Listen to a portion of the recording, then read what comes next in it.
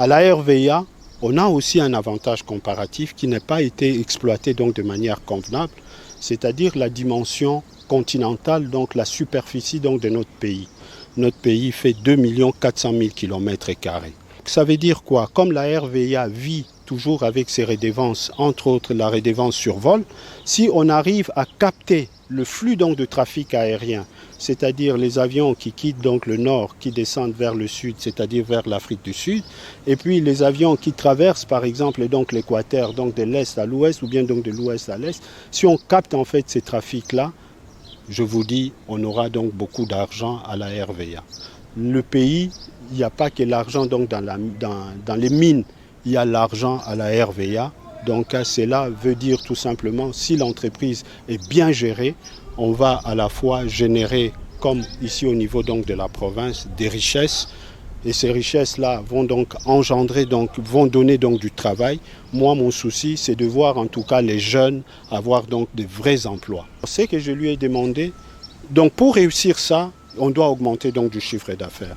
On a des problèmes encore structurels au niveau, par exemple, donc de la spoliation donc du patrimoine foncier donc de la RVA. Donc quand vous venez donc sur le terre, vous regardez un peu l'aéroport, le patrimoine, on a donc de spoliation, on a donc de construction anarchique. Non, puisqu'un espace aéroportuaire, c'est un espace, ce n'est pas comme un terrain de football, hein, non, pas du tout.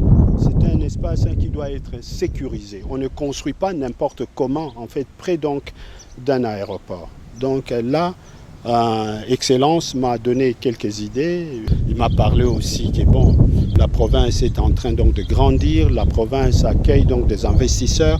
Pourquoi pas entrevoir, avoir donc un bel aéroport, moderne et tout ça. Je suis tout à fait d'accord avec lui, mais pour que j'y arrive, je vais d'abord faire donc du chiffre d'affaires. L'assainissement de la ville de Lubumbashi préoccupe au plus haut point le gouverneur du Haut-Katanga, Jacques Kabula Katwe.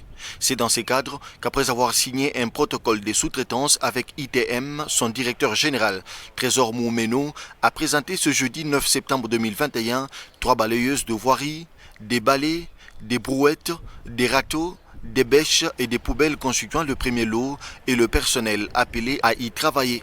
Une des balayeuses de voirie a fait la démonstration devant le chef de l'exécutif provincial. En réponse à cette présentation, le gouverneur du Haut-Katanga, Jacques Kabula Katwe, a donné des précisions quant à l'utilisation et les comportements que doit afficher la population. Nous avons construit des routes modernes, des routes appréciées par tout le monde, mais nous avons un autre défi, c'est celui de garder nos routes propres. Et pour ça, nous avons un programme ambitieux de rendre notre ville la ville la plus propre du pays.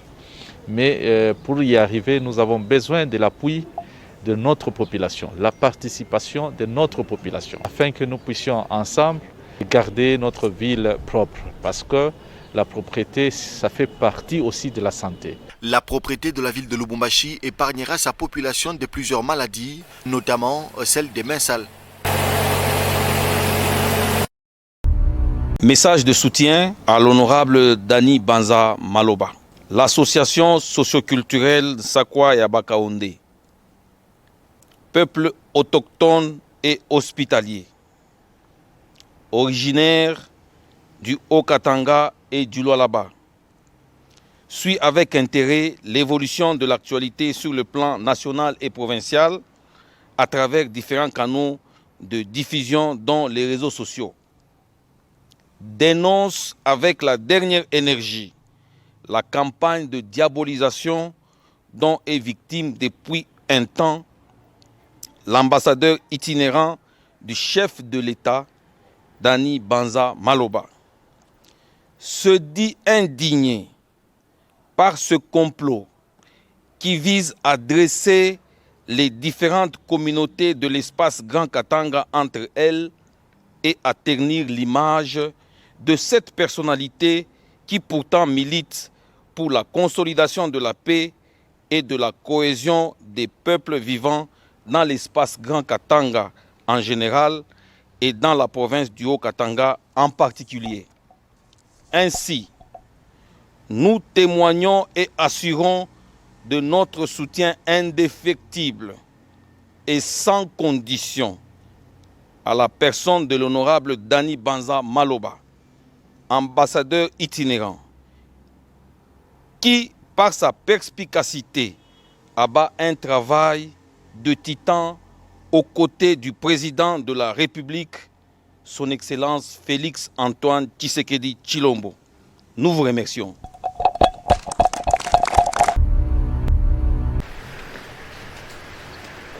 À la tête de la délégation de la mission diplomatique américaine en RDC, Mike Hammer, ambassadeur des États-Unis à Kinshasa, séjourne dans le Haut-Katanga pour une mission officielle. Le diplomate états-unien a échangé avec le gouverneur de province, Jacques Aboula-Katoué, sur plusieurs questions de développement entre les États-Unis et la province qu'il préfère.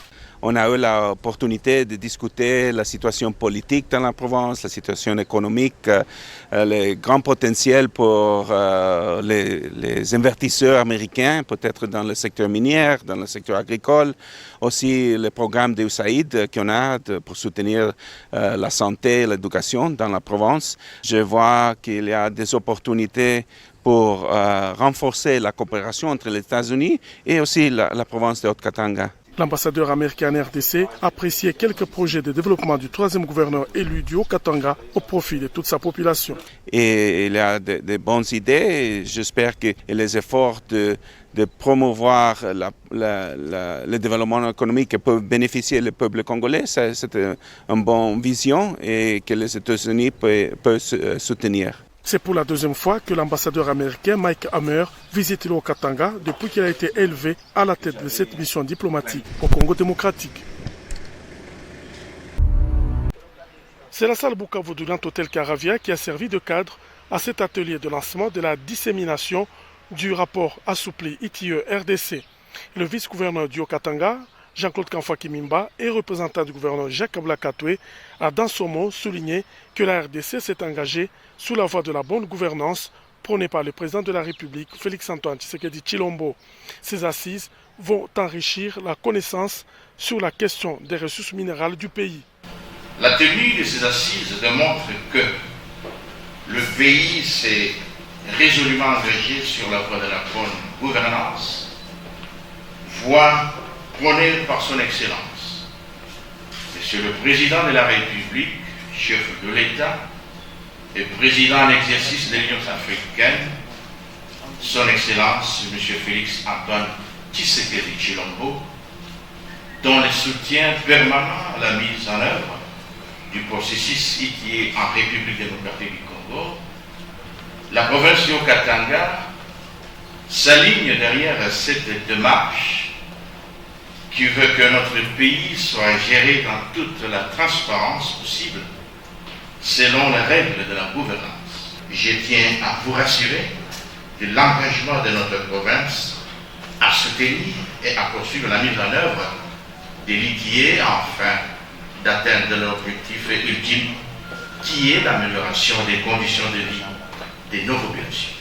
La ministre nationale des Mines, Antoinette Samba Kalambay, a déclaré que ces assises nous permettront, entre autres, de dresser un état des lieux du respect des procédures d'octroi des droits entre les entreprises publiques et d'autres, cela avant de déclarer ouvert cet atelier. C'est sur ces mots que j'ai conclu en formulant le vœu que les échanges et les conclusions qui sortiront de cette série d'ateliers puissent véritablement donner une bonne impulsion à une mise en œuvre réussie des recommandations du rapport ITIE afin que le prochain rapport puisse mieux se conformer aux exigences de la norme et mieux servir la cause de la transparence dans le secteur extractif.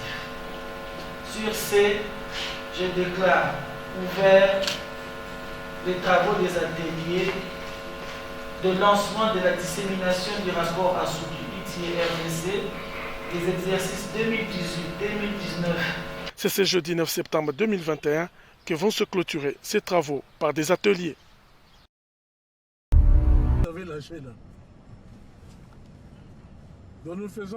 C'est à 42 km du centre de Cotonou, capitale du Bénin, en plein espace vert et inhabité, que le gouvernement béninois a dupliqué l'une de 22 stades municipaux de la série pour la formation et la compétition de sa jeunesse sportive.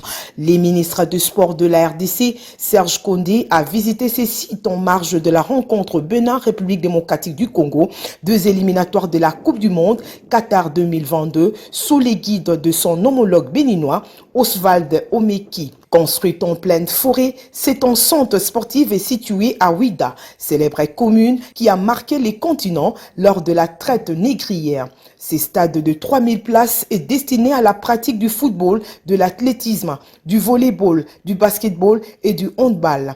4 disciplines sur lesquelles le ministre des Sports béninois focalise son attention. Ces sports seront pratiqués sur de surfaces bien confectionnées et modernes, pelouses synthétiques, pistes cyanisées et terrains de sport en tartan pour la protection des athlètes. Le tout à côté des autres accommodations aux exigences des instances sportives internationales telles le vestiaire, de sanitaires et autres logements pour de son cadreur, car le gouvernement béninois attend former une génération des athlètes disciplinés et prêts à aller à la conquête de l'Afrique et du monde. D'abord très bien accueilli par notre homologue, Monsieur le ministre, son Excellence Monsieur le ministre national des Sports et Loisirs du Bénin. Par la même occasion, nous avons profité pour faire un tour et visiter quelques infrastructures sportives ici au Bénin, donc à Cotonou. Et comme vous le savez, le Bénin a des ambitions qui nous tentent aussi. Je tiens à vous signaler que ce stade ici, dans la ville de Ouida, fait partie d'un programme de 22 stades qui sont construits, de 22 stades municipaux qui sont construits dans toutes les communes du Bénin pratiquement. Et voilà, comme nous avons les mêmes projets chez nous en RDC, il a été de notre obligation de venir, accompagné de notre collègue, voir un peu la technologie qui est appliquée, les faisabilités et aussi pourquoi pas copier certains plans pour les adapter aussi chez nous en RDC. La deuxième série de 22 autres stades en chantier sur l'échiquier national du Bénin, chose que le gouvernement que dirige le Premier ministre Sama Lukonde, sous la vision éclairée du président Félix-Antoine Tshisekedi, peut réaliser dans le Grand Congo. De notre intervention au Conseil des ministres, nous avons parlé des infrastructures sportives que nous devrons mettre en place pour l'encadrement de la jeunesse en vue de préparer notre avenir sportif. La RDC est un grand pays du sport et on ne peut pas être en retard par rapport aux infrastructures. Et ce qui se passe ici au Bénin, dans la République sœur, peut aussi être réalisable chez nous en RDC. C'est-à-dire que d'abord ici ils ont un système. Le stade que vous voyez ici vient de naître d'une forêt. C'est-à-dire qu'il n'y avait rien ici. D'ailleurs tout autour vous voyez qu'il n'y a même pas de lotissement. Donc on peut aussi faire la même chose au lieu de nous attarder sur les réaménagements ou les réfections des anciens stades. Nous pourrons aussi penser aller dans des espaces verts et faire naître des stades comme ça pour l'encadrement et le dénichement des stars. Parce que nous avons des bons joueurs, nous avons des talents qui sont cachés à travers la République, mais qu'on ne sait pas dénicher